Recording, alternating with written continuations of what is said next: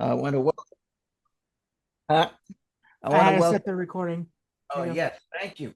I want to welcome everyone to week number 10 of the God Idea. We are on in Bill's story on page 2. And as we go through Bill's story, I just wanted to kind of suggest that we keep an eye out for certain things. Um, I for 20 some odd years, I read this story and I just could not identify. I couldn't find anything I had in common with this guy because what I was doing was comparing experiences. And when I looked at the way Bill acts and the way Bill thinks and the way Bill drinks, there really isn't any difference between us. So that by the time I get to the end of this chapter, I could easily say that I'm no different than this guy. And what I'm suggesting is as we go through the chapter and we come across a point that you particularly identify with, put a check mark next to it. And I think you'll be surprised by the end of the chapter how many check marks we have. So we're going to be looking for certain things. Like I said, points where you can identify with it. We're going to look for points of Bill's progression, where he goes from drinking for fun, moments sublime with intervals hilarious on the first page. And then he moves into the second stage, which is to function, drinking to function. And then he moves into the drinking for, I guess, the sickest reason of all, which is the seeking of oblivion. There's no fun, there's no function, there's just looking to get as far away and deep inside as possible. So we're going to look for those points. We're all going to look for examples of Bill's quest for status. The desire to be recognized, the desire to be a big shot, the desire to be, as I mentioned it, King Bill of the Kingdom of William. To watch out for those things. His use of hyperbole, which is just unintentional. I'm sorry, intentional exaggeration. To use words that are bigger than necessary just to impress you with his mastery of the English language. And we're going to look for all of those signs of his quest for status, his quest for recognition. And we're also going to notice the points of, I guess, the points of Bill's cycle into doom, I guess we can call it, where we can see how he moves deeper and deeper into these various stages. And where we are now is we're on page 2, paragraph 2. And I forgot to mention a moment ago, his Bill's quest for recognition and status can be viewed as a mind mood altering drug in itself. To strive for that is every bit as altering as these chemicals. So let's keep that in mind as we go through this. We're on page 2, paragraph 2. And one of the things I mentioned about this page is to keep track of how many times Bill uses the word I or me on this page. He uses it 32 times on one page. And I said I wasn't going to, but I started to number them last week, so we may as well continue it today. But I'll continue counting them with you.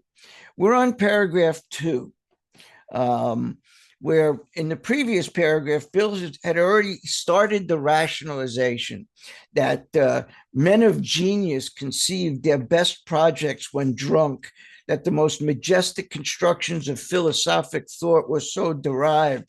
Bill is putting himself in the category of these alcoholic geniuses like Edgar Allan Poe and Robert Louis Stevenson and F. Scott Fitzgerald and Baudelaire and Toulouse-Lautrec and Gauguin. And I can go on and on and on with great artists. I think I said Edgar Allan Poe. I might have left that out. And Rimbaud and Scott Fitzgerald. All of these guys. He's putting himself in a category with them, and he's done nothing.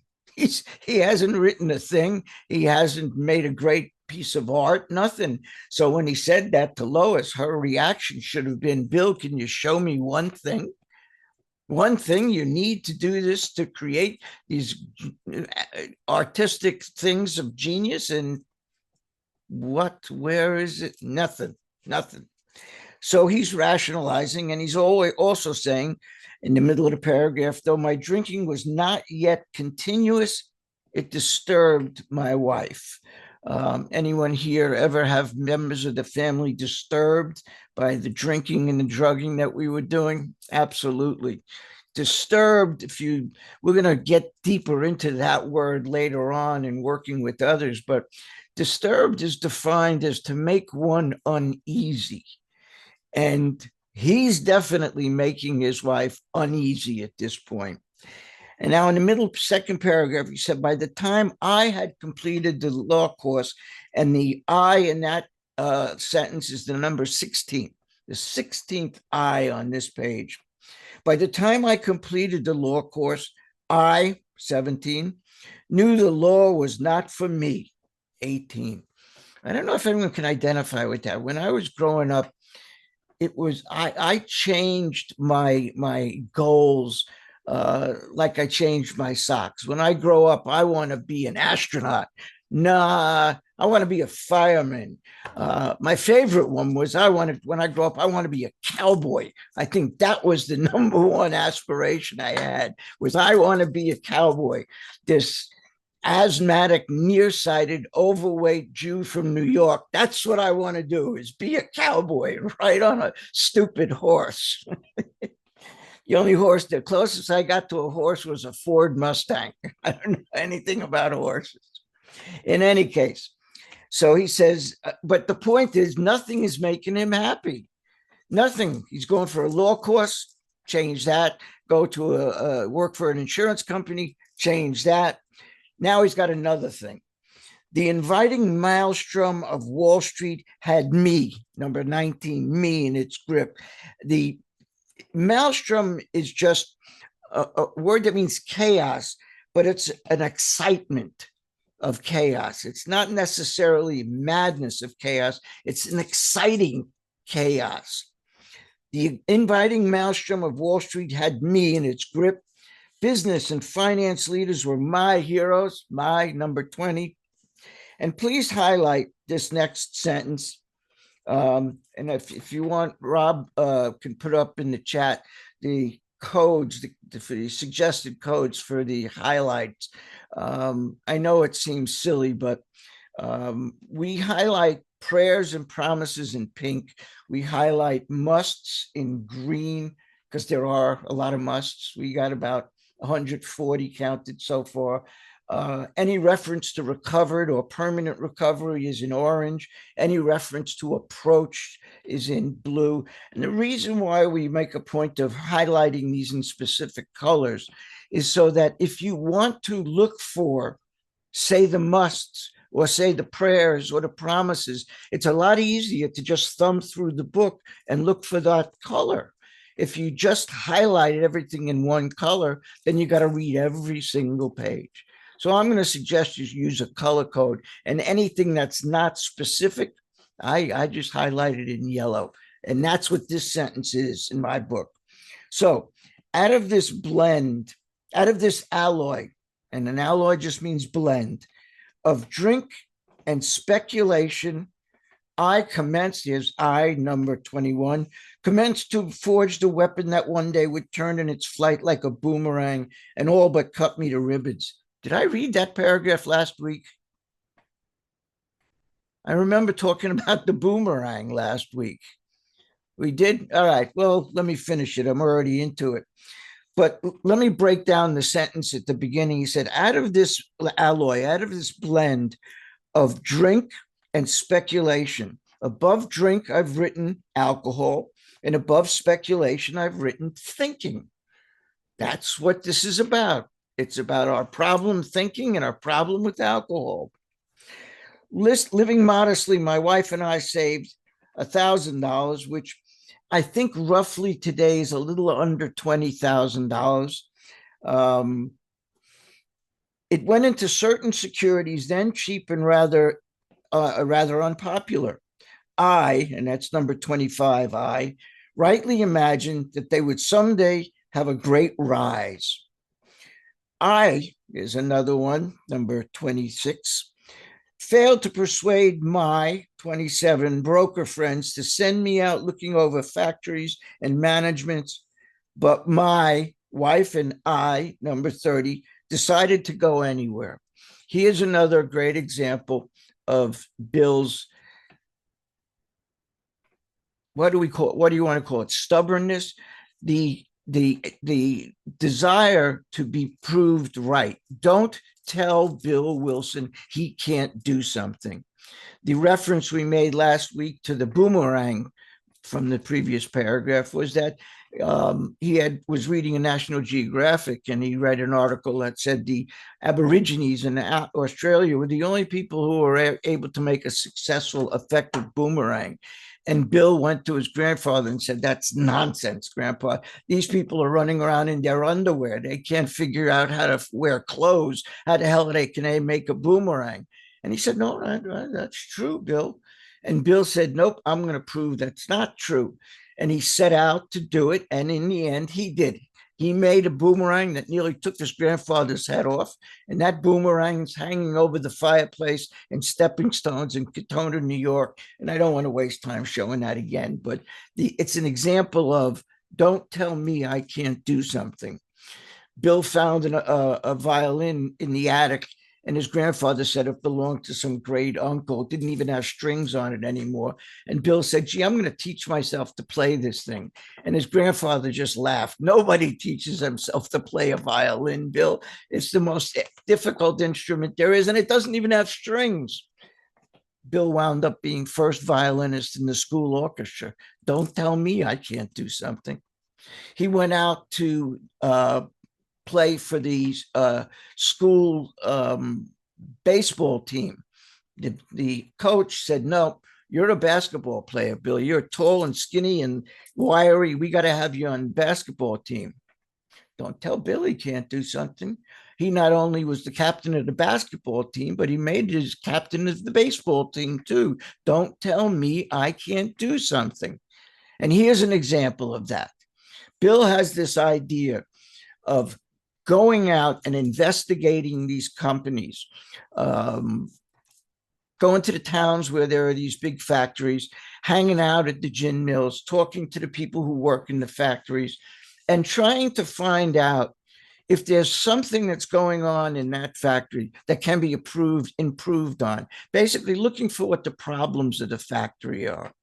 And see if this doesn't sound familiar. Then once he identifies the problem in the company, what does he do? He identifies a solution. How do we solve that problem? And then once he identifies a solution, what does he do? He makes a decision to implement that plan that would create a success, that would create profit.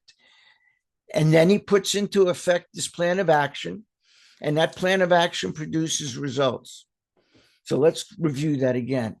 Identify the problem, identify the solution, make a decision to pursue that solution, implement the plan of action that produces results. Does that not sound like our steps? That's the way Bill Wilson thinks.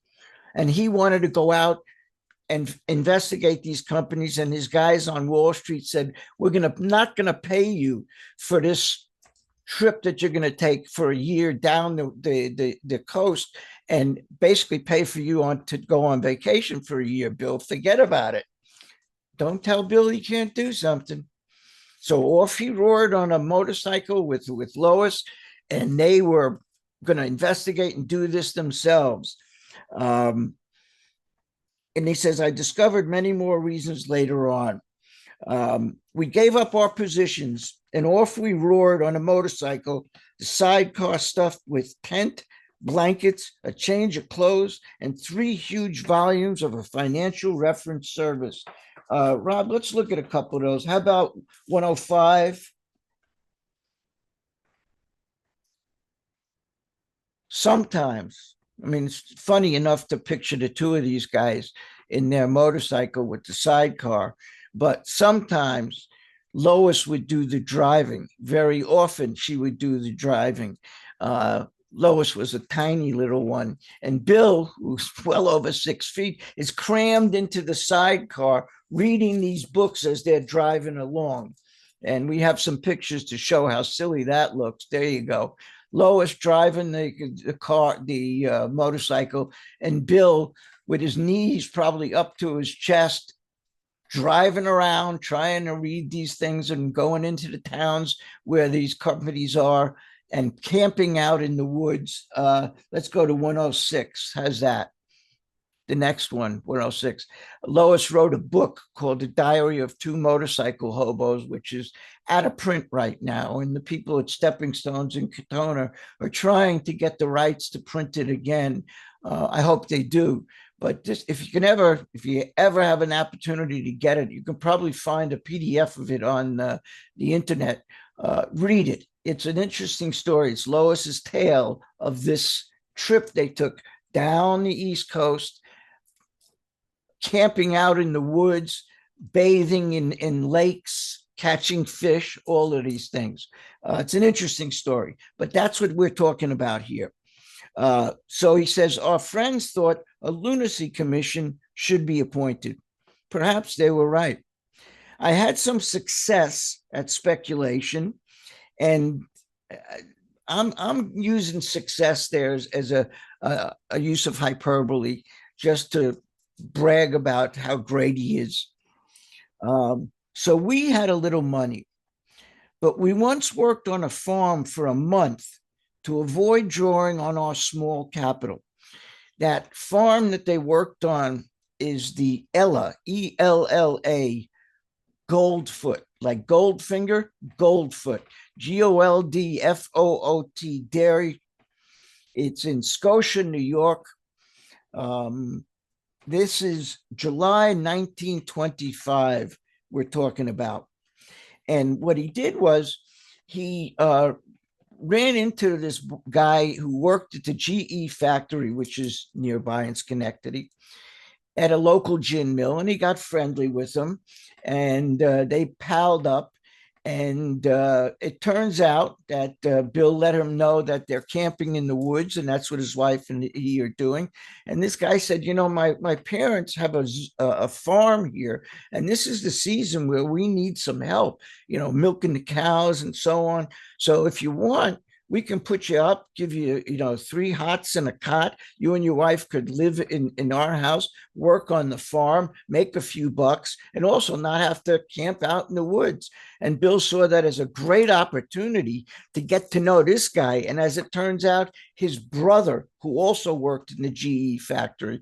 So Bill would spend all of this time pumping these guys for information about the factory. And he even got one of them to take him in to the research lab, sneak him into the research lab to see what the GE company was doing. Now, if you do some research and you want to look into what was GE doing in the 20s, what were they looking into? Things like television, things like light bulbs that didn't cause fires, radios, phonographs. You mentioned it. GE was working on it at that time, and Bill found out about it before it was done. He found out that they're working on these things, and he made a beeline for his partners in New York. You have got to invest in this because this company is going to explode. Once these products hit the market, there's no stopping them. That's how Bill started to make a reputation. So, continuing, that was the last honest manual labor on my part for many a day. We covered the whole eastern United States in a year. At the end of it, please highlight this phrase, my reports to Wall Street procured me a position there and the use of a large expense account. I've underlined my reports in red because there's Bill's ego, my reports, they're my reports, and the large expense account. It's not just an expense account, it's a large expense account. Everything with Bill has to be bigger and larger and better than anything else. So basically, these guys on Wall Street came around to Bill's way of thinking. These guys who said, you're crazy, we're not going to pay for you to go on a vacation, realized, whoa, he's got something here. Let's keep him working for us and not giving this information to other brokerage houses. And so this particular company he was talking to put him on the salary, gave him an expense account, and we're about to see they also gave him a piece of the action. In the next sentence, he points that out. He said, the exercise of an option brought in more money. Again, they're giving him a piece of the action, leaving us with a profit of several $1,000s for that year. $2,000 in 1925 is roughly about $35,000 in today's dollars, today's money. So that's not bad. They give him a few bucks. One of the things that I notice on this page, and see if you don't find it yourself, is taking note of how Bill uses the word we rather than I. I noticed that when we're afraid, we seek company, right? We seek the company of someone else. We take hostages, right? So when Bill's needs something and things aren't going his way, he uses we. When success comes his way, he reverts right back to I. And I just noticed that all through this page. When things are not going his way, it's we. When things are going great, everything's coming up roses, it's I. It's I. He'll share the blame, but take all of the credit. Just something I noticed about this page. In any case, for the next few years, fortune through money and applause I've underlined in red, is another example of status. Through money and applause my way, I had arrived. And I've got an exclamation point after that, and I've highlighted all three of those words, and I've underlined them. I had arrived. And I love this one. This next sentence is highlighted, and the first part of it is underlined in red. My judgment and ideas were followed by many. How do you think that went over? How do you think Bill's ego handled that one? That my judgment and my ideas were followed by many to the tune of paper millions. Here we have this dreamer from Dorset, Vermont, who never had anything, never had a thing, but always dreamed of great things coming his way, always dreamed of thinking the world is just waiting for Bill Wilson to arrive. Imagine how he feels when he has arrived. He finally hits success in the Big Apple, not in some little town somewhere, in New York, on Wall Street, of all places. He has arrived. That is a big one for Bill. So his judgment and ideas were followed by many to the tune of paper millions. The great boom of the late 20s was seething and swelling. Seething is just boiling over. It's just everybody's happy. Everybody's making money. And let's highlight this next sentence, if you would. Drink was playing an important and exhilarating part of my life. Drinking is still for fun. He's still in stage one, drinking for fun. But by the use of the word important, it tells me he's moving into that second category. He's moving into drinking to function. If it's playing an important part, it's not just moments sublime with intervals hilarious. He's at the top of the roller coaster. Picture him at the top of the roller coaster. He's peaking and he's about to head down real fast. That's where Bill is at right now. He's at the top of the roller coaster. There was loud talk in the jazz places uptown. Everyone spent in thousands and chatted in millions. Scoffers could scoff. Scoffing, just from a 1939 dictionary, is just defined as to ridicule, to scorn, to express contempt or scorn, basically making fun of them. Scoffers could scoff and be damned. And please highlight this next sentence. I made a host of fair weather friends. They'd hang around just as long as the money was there. I don't know if anyone can identify with that, but I sure could. I was on both sides of that. I'd hang around with you as long as you're carrying and buying. But if I'm the one who's carrying and buying, I'm on my own. I ain't giving anything to anybody. There's that they call the Harvard study of 20 questions to tell if you're an alcoholic. There are a lot of meeting schedules that have these 20 questions at the beginning of it. I come from Connecticut, and their Connecticut meeting guide has these in the beginning. And my favorite question of the 20 is question number 16, which is, do you ever drink alone? And I always thought that's a difficult question to answer because it depends on who's buying, right? If I'm buying, yeah, I'm drinking alone. If you're buying, no, why would I do such a thing? So I just think there's some of these questions are a little silly, but be that as it may.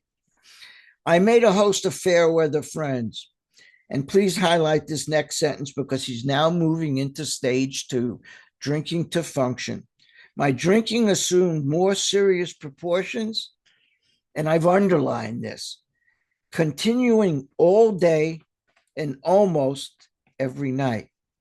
So in the previous paragraph, it was playing an important and exhilarating part of its life. Now, the important is a lot more important than the exhilaration. And incidentally, that's just another indication of Bill's doom code, where he's now moved into this category where he's drinking almost all day and every night.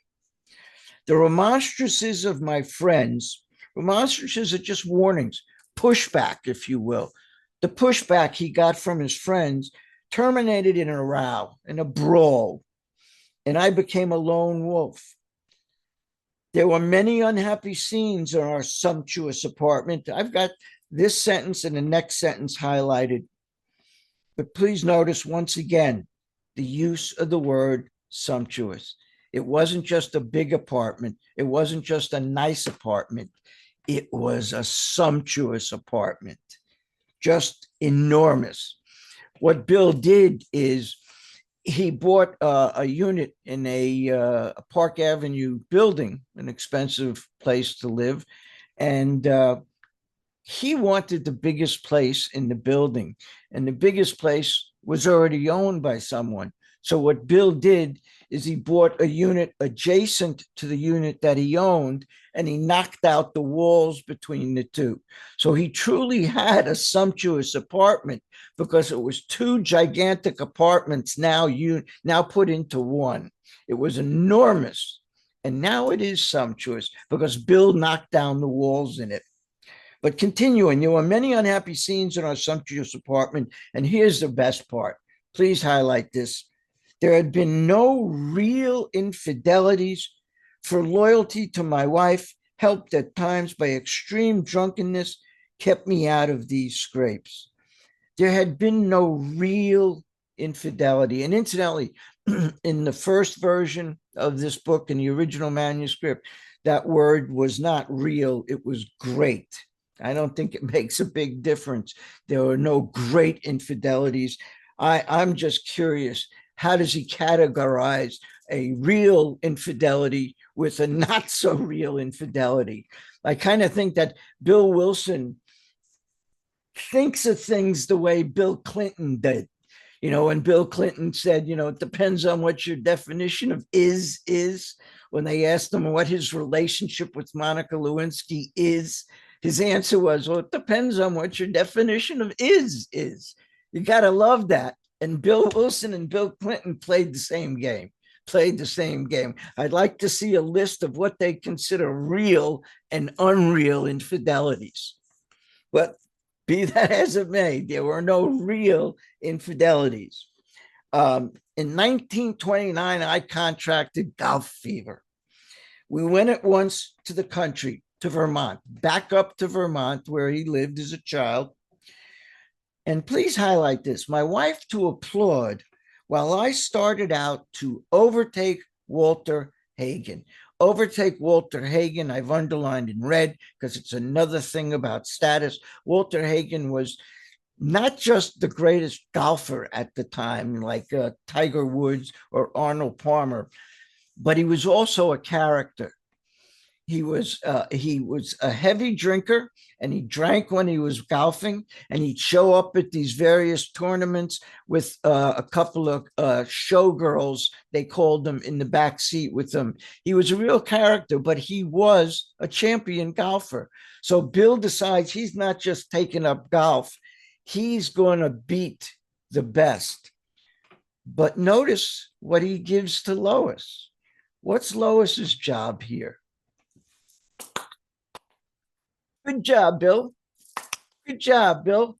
That's what when they talk about Bill being a misogynist at some places, this one is one of the most grievous indications of that. That's what Lois's job is, to stay on the sidelines and cheer me on. Whew. Little rough, Bill, little rough.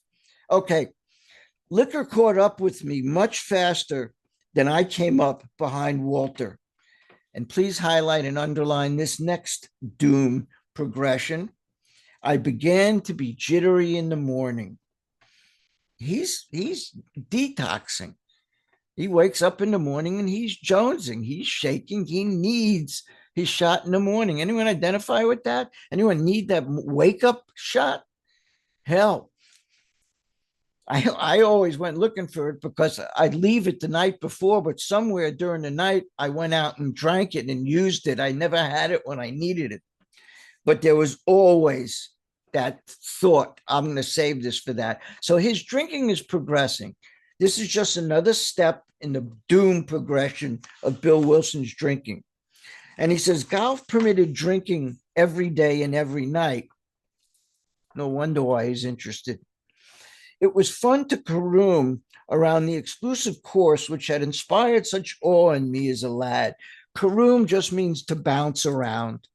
And this is where Bill grew up, in Dorset. And there was this exclusive golf course, which still exists. We're talking about the Equanic Country Club, EKWANOK. EKWANOK Country Club in Manchester, Vermont, still exists. It is a exclusive club.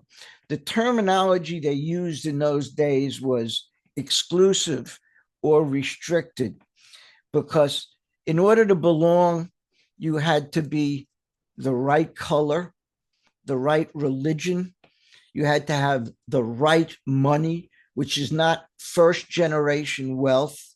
It's not inherited wealth, rather, it's first generation wealth. You had to have all of these things in order to belong there.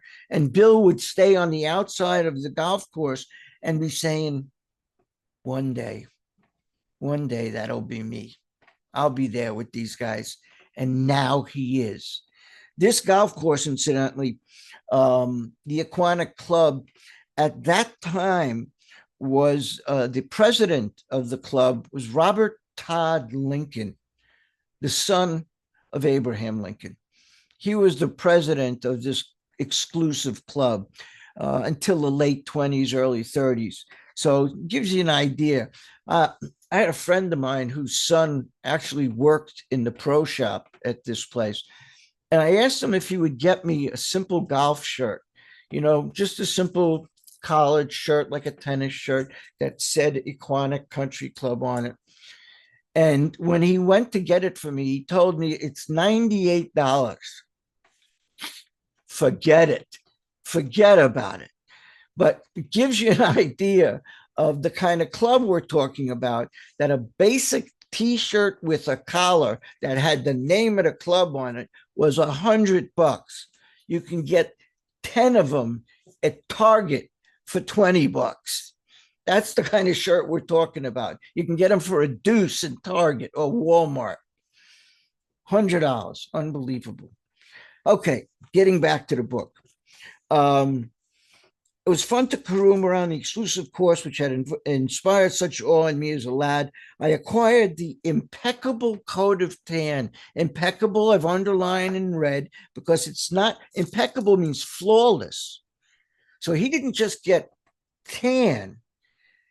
It was a perfect tan. I don't even know what the hell that is, but it's a perfect tan. It's flawless.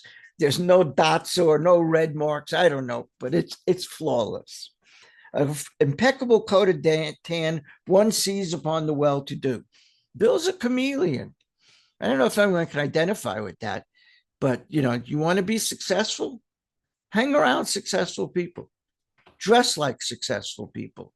You will be mistaken for successful people. And that's what Bill was doing, acting and dressing like a successful person. And here's another great indication of that. The local banker watched me whirl fat checks in and out of his till with amused skepticism. I've underlined watched me whirl fat checks in red, because there's big shotism. He's not just putting checks in, they're big checks. And listen to what the guy does. Watch me whirl these checks in and out of his till with amused skepticism. Skepticism just means doubt. This guy is a banker in a very wealthy community where most of the people who live there only live there for 2 months of the year. They summer in these areas. They have homes in Manhattan, they have homes elsewhere, but they summer in Vermont. And the banker is familiar with these really rich people. And he sees this clown dropping big checks in and writing big checks out. He's not keeping anything.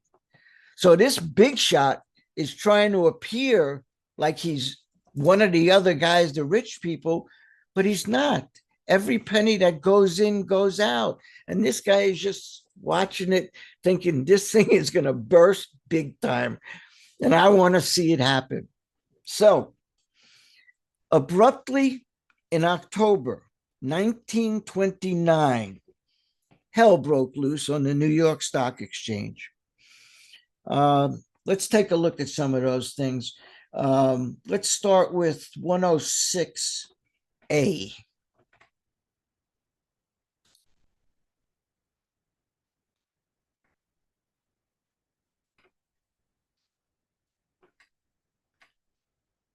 Number one stock market crash. Let me just get it so I could see it. I'm kind of blocked out. There we go. October 29, the stock market crashed. The New York papers are calling it Black Tuesday. The Dow Industrial went down 500 points. People are losing money everywhere. Yeah, just losing fortunes everywhere. Let me continue, and then we'll come back to this. After one of these days of inferno, I wobbled from a hotel bar to a brokerage office. Notice the order of things, incidentally. He's going from the bar to the office. Most people go from the office to the bar. Shows you where his priorities are. Again, he's drinking to function. It was 8 o'clock, 5 hours after the market closed. The ticker still clattered. I was staring at an inch of the tape which bore the inscription XYZ down 32 points. It had been 52 that morning. I was finished, and so were many friends. There's the problem. What is the problem that Bill is now facing? The market has crashed. He's out of luck, and so are the other people around him. I was finished, and so were many friends. The papers reported men jumping to death from the towers of high finance. Notice high finance is capitalized because that's the higher power of these men on Wall Street. Money, finance is their higher power. So that's why Bill capitalized it. But let's take a look at a few other things. Let's take a look at 106C, which is a Brooklyn Eagle, a newspaper in those days, a popular newspaper in New York. And this is their headline that day.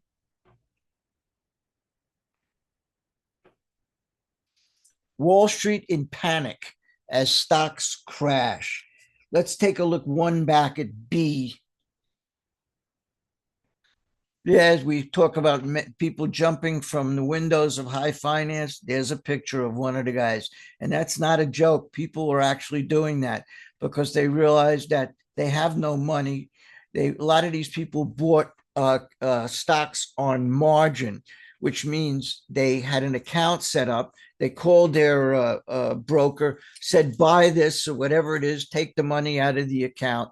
And if they made money, it went back into the account. And if it lost money, they took that money out of the account. But it had lost so much money so fast that these accounts were wiped out, that these people had no way to make good, to pay back the money that they owed.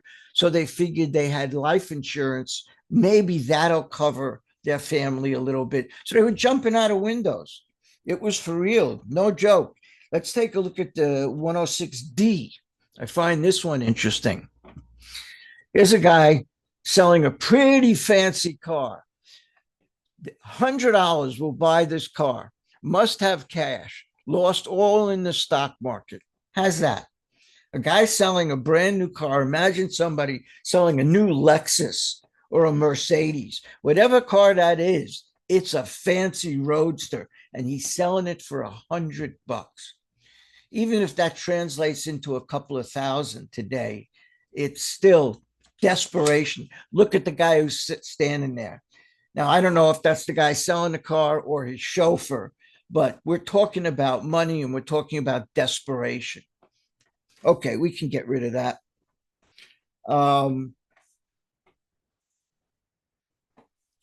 The papers reported men jumping to death from the towers of high finance. That disgusted me. And I've checked, underlined disgusted. And I'm even thinking about putting a red line under it because, again, it's hyperbole. It doesn't bother Bill. It disgusts him. I would not jump. Please highlight, I went back to the bar. I want to make a suggestion. Let's go back to the first line on this paragraph, where it says, abruptly in October 1929, hell broke loose. And above that, let's write the problem. That's the problem that Bill faced on this particular day. And now we just highlighted, I would not jump. I went back to the bar. And above, I went back to the bar, I've written the solution. Because there's Bill's solution. Not jumping out windows. That disgusted him. How weak. Jumping out windows. I'm not going to jump out windows. I'm going to jump in a bottle. And that's exactly what he did. He climbed in a bottle.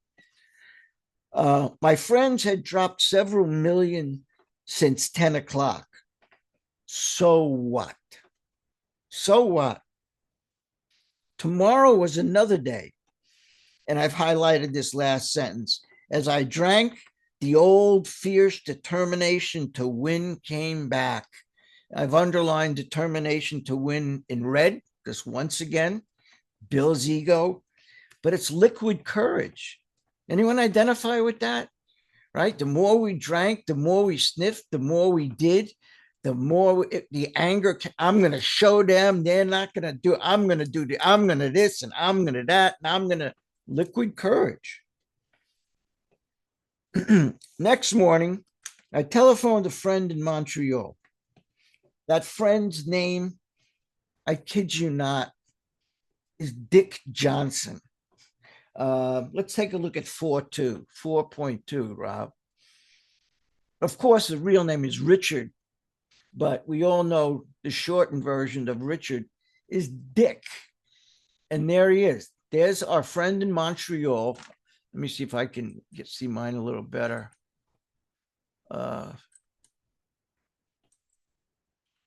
Is that large enough? Can you guys see that? Because I don't know if it's mine. I'm a little. Yeah, that's better. That's better. That's great. So that gent is his friend in Montreal, Dick Ogle Johnson. I didn't like that middle name, Ogle, Dick Johnson. He worked for a company called Green Shields, and you see that in the bottom right-hand corner of this thing. This was November of 1929. They weren't as affected as Bill was. And he says, next morning I telephoned a friend in Montreal. He had plenty of money left and thought I'd better go to Canada.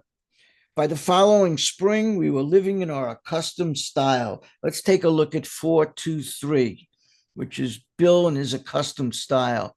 To the left, one more. Nope, to the other way. That one. There we go. Dick Johnson. They took him in, and in no time at all, he was living in an expensive apartment in Glen Eagle, which I guess is a fancy neighborhood. I don't know, from Canada. And he was driving around a brand new Packard. Take a look at that set of wheels. And he was a member of the exclusive, elegant country club, La Cute Country Club, where he once again fell in love with golf. So Bill is back. King Bill of Wilson has returned, right? Okay, let's see how long that lasts. He said, I felt like Napoleon returning from St. Elba. Returning from Elba. No St. Helena for me. Napoleon was the emperor of France, basically, and he declared war on the European powers, Prussia, what became Russia and Germany and Poland and so on. And he got defeated. And when he was defeated, the European powers banished him. They exiled him to a place called Elba. It was an island, and they let him keep his title of emperor, and they let him maintain his army on this island. So what do you think happened? A year later, he was back on the European continent fighting against the European powers again. And by the end of the next year, he was defeated again. And this time he was banished to this other remote island called St. Helena, which was where he eventually died. They didn't let him keep his troops. He was under house arrest. He eventually died on St. Helena. But what's the significance of these two things?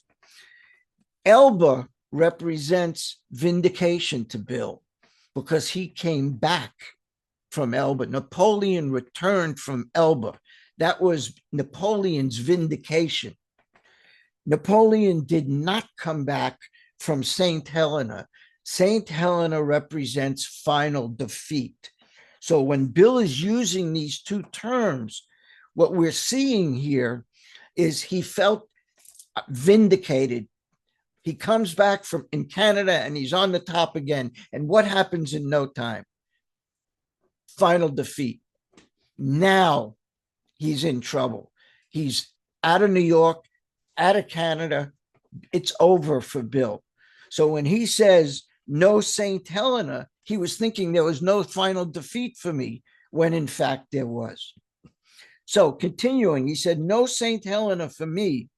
And please highlight this next doom conquest, doom point, progression, whatever you want to call it. Drinking caught up with me again, and my generous friend had to let me go. This time we stayed broke. Once again, final defeat. His drinking has caught up with me. He can't keep a job. His friends are turning on him. Anybody here ever lose a job because of your drinking? I think I've lost count on how many jobs I've lost. And some of them were in family, also friends, and I burned them pretty good. Okay. What time? Yeah, we got a little bit. We went to live with my wife's parents. This was at 182 Clinton Street in Brooklyn. Now imagine Bill's ego now. He's going to live with his in-laws in his wife's parents' home. His wife's father is a successful doctor. I believe, and I could be wrong on this, I forget. I got to check again. I believe his wife was a physician as well, but he was a very successful. Was she? Maybe not, but the father was a successful doctor. And now Bill is moving in, and Lois goes out to work during the day, and the father goes to work to his medical practice, and the wife goes to work, and Bill's staying at home drinking, hanging out on the couch. How do you think that goes over with his ego? This drunken bum in his in-laws' home, they're all going out to work, and he's just hanging out with the bottle. So I found a job, then lost it as a result of a brawl with a taxi driver. That's another indication of his doom code. Mercifully, no one would guess that I was to have no real employment for 5 years or hardly draw a sober breath. Let's take a look at this for a minute. He said he lost this job. He found a job rather first. He thought everything was over. He found a job. He had a friend on Wall Street, a guy who really liked him, a guy by the name of Joel Hirschhorn, Hirschhorn, Hirschhorn.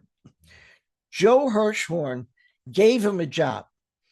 Yeah, it wasn't a big job, but he gave him a job. And one night after work, Bill was in a bar. And whenever Bill got drunk, Bill got into fights. Bill was an angry drunk. He wasn't a guy who told jokes and danced on tables and hit on women. Bill was an ugly drunk. And in this particular night, he got into a bad fight with a taxi driver in that bar. And what do you think happened? He got fired from that job. I'm going to read you something from Bill W., the book by Francis Hartigan about this particular situation. He says, through a superhuman act of self-will, Bill actually kept his job for nearly a year. Then he got into a fight in a barroom with the taxi driver. Word got back to his employer, Joel Hirschhorn, and he was out. Although he could never find full-time employment again, Bill did manage to work more or less steadily through the rest of 1931. On the day of his 40th wedding anniversary in January 1932, he came to pick up Lois at Macy's, and he presented her with a watch and a check. When Joel Hirschhorn fired him after this fight in the bar, he handed him a check for $2,000. That's how much he liked Bill. He just couldn't fire him. He had to give him something. And that's a lot of money. $2,000 then, what could it be now? 20 grand? It's a lot of money. And Bill that night gave it to Lois. What do you think happened the next morning? He asked for it back. He asked for it back because he needed it to go into a venture with some guys who had an idea about a company in New Jersey.